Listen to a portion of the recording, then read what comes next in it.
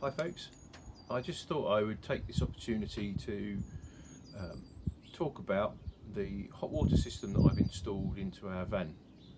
The reason I'm doing it now is because before I build in the bulkheads and the kitchen units around it, it's easier to see, but also because it's a slightly different system. We lived on a canal boat for a couple of years, and there's a lot of efficient systems on boats, oddly, and one of them is the hot water system, which uses the engine via what's called a calorifier to provide hot water. I know there are a couple of really good videos out there on YouTube that have talked about the calorifier, but having viewed them, I thought it was a little bit awkward to see exactly what was being spoken about. So I thought I would demonstrate my installation here and how I've gone about it on this Boxer, Peugeot Boxer 2020 model. Right, just an initial introduction to the brief components that I've got in the hot water system. On the right, I've got my pump, which comes and is supplied with a cold water feed from a tank that's underneath the vehicle.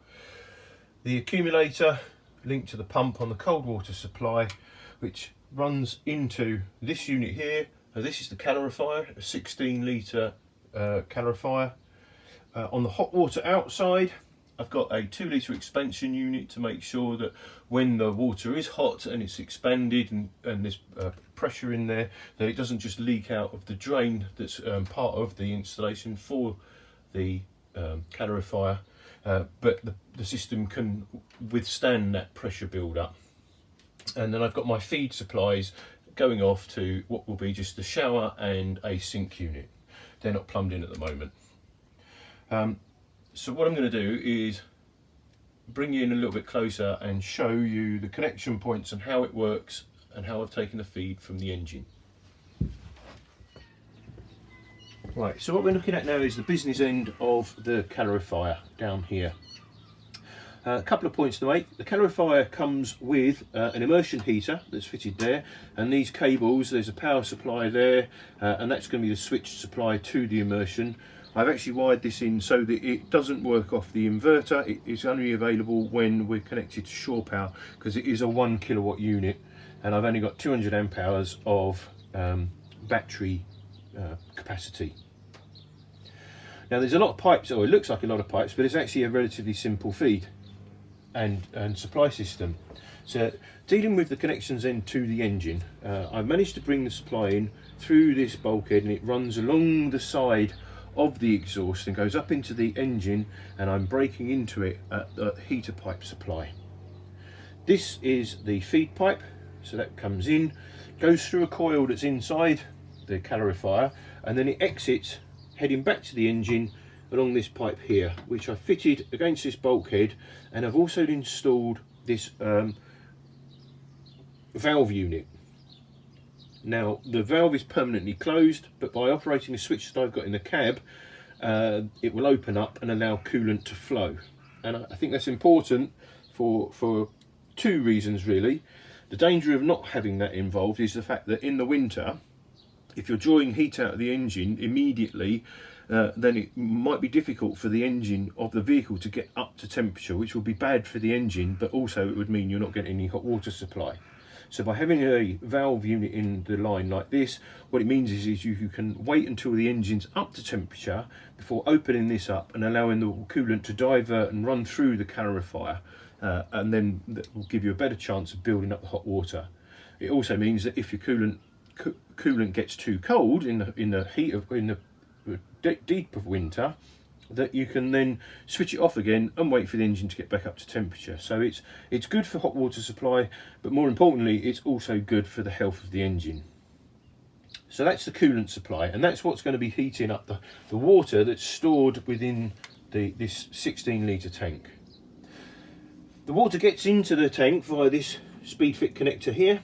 That comes straight off of the cold water supply from the pump. So if ever you draw off hot water from the system, the pump notices a pressure drop in the water system and immediately starts to feed cold water back into this. And I'll talk about that a little bit more later on, and how the best ways to use a calorifier are affected by that.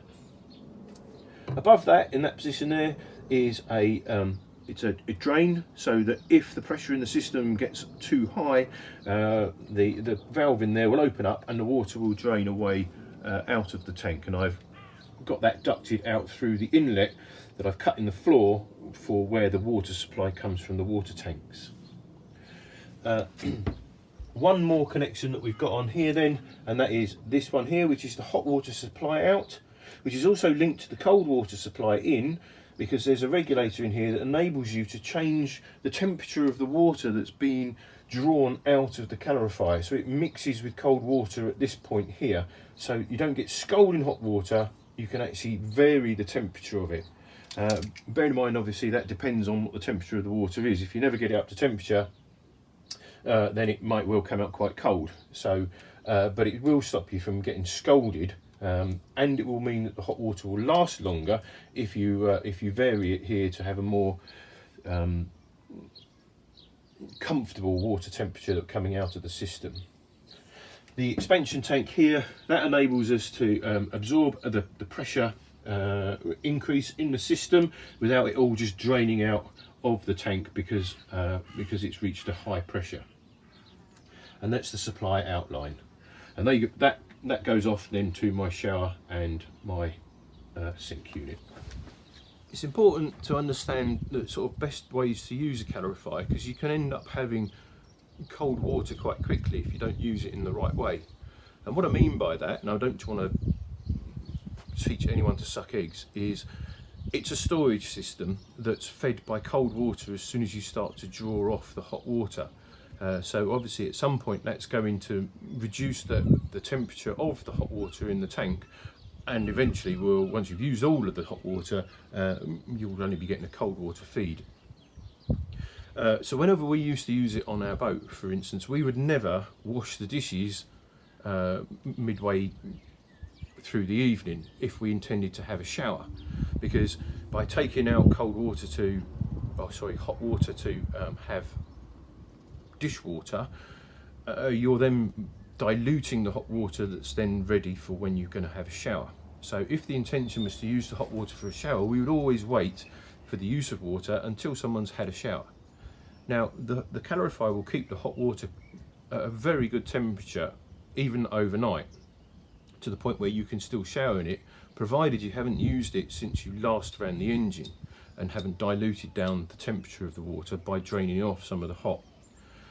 So if the intention was to pull up somewhere late in the evening with a hot water tank full of hot water and you wanted to shower in the morning, so long as you then don't draw anything off in the night, such as for dishes, etc., that water should still be nice and hot in the morning for you to use for a shower, and then remain reasonably warm for you to do dishes, etc., or any other uses you might have for warm water rather than hot water, as and when you draw that off. Because you've got to remember, at the end of the day, unless you're going to go for a very big unit, and they do come in quite substantial sizes, large literage, you've only got a very limited capacity.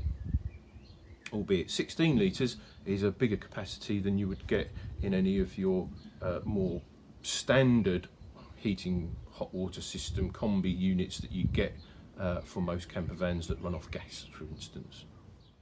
So the last part of the build I wanted to show you was how I've broken into the feed pipes. I've used the heater pipes, the heater feed pipe, which comes up, as you can see, from the bottom of the engine and goes into the left hand side of the heater as you would look at it, and then the other one is the heater return pipe, which is here, and I've cut into that and it runs across there, and that's my junction there, so my coolant's returning in line with it there, and that's the one that comes out of the heater on the right as you look at it, with the bleed point on it.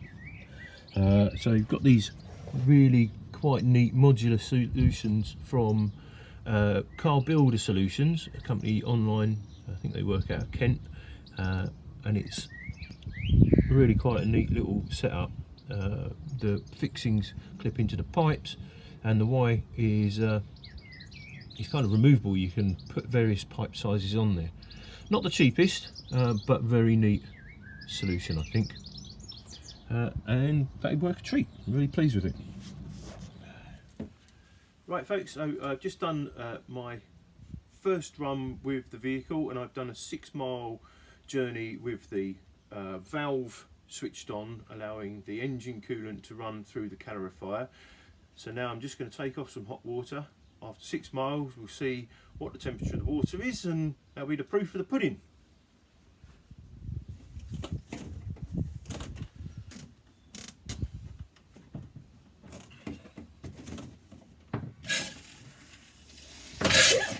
Whoa! Oh wow, that's steaming.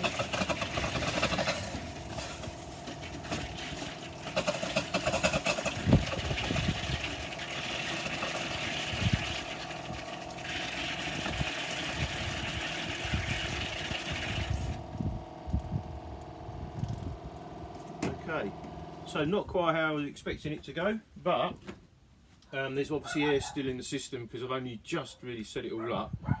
But after 6 miles, the current water temperature's 51 degrees. So if you're running that on a good run for about 20 miles plus, you're going to have water temperature that will be up to the same temperature as your engine, so around about 80 degrees. But hopefully that's been informative and useful to you, and funny to see me get wet and the rest of the van get wet. But that's it. Hope you like the idea of a calorifier in your van.